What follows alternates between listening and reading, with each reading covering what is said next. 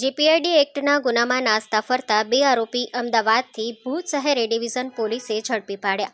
ગાંધીધામ, અંજાર તથા ભરૂચમાં નોંધાયેલા જીપીઆઈડી એક્ટ હેઠળના છેતરપિંડીના ગુનાઓમાં નાસ્તા ફરતા બે આરોપીઓને ભુજ શહેર એ ડિવિઝન પોલીસે અમદાવાદ ખાતેથી પકડી પાડ્યા છે. સામાન્ય લોકો પાસેથી ઊંચા વળતરની લાલચ આપી રોકાણ કરાવી પાકતી મુદ્દતે રકમ પરત ન આપવાના આ ગંભીર ગુનામાં પોલીસને મહત્વની સફળતા મળી છે. આ તપાસ દરમિયાન સામે આવ્યું હતું કે યુનિક મર્ચન્ટાઇલ ઇન્ડિયા લિમિટેડ તથા યુનિક એસએમસીએસ લિમિટેડ અમદાવાદ દ્વારા રાજ્યભરમાં સામાન્ય નાગરિકોને વધુ વળતર આપવાની લાલચ આપી રોકાણ કરાવવામાં આવ્યું હતું, પરંતુ પાકતી મુદ્દતે વળતર ન આપતા છેતરપિંડી આચરવામાં આવી હતી.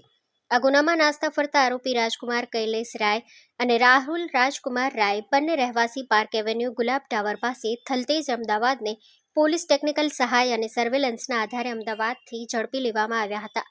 બાદમાં બંને આરોપીઓને ભુજ શહેર એ ડિવિઝન પોલીસ સ્ટેશન ખાતે લાવી તેમની વિરુદ્ધ કાયદેસરની કાર્યવાહી કરવામાં આવી છે. Story by Kiran Gori, Bhuj.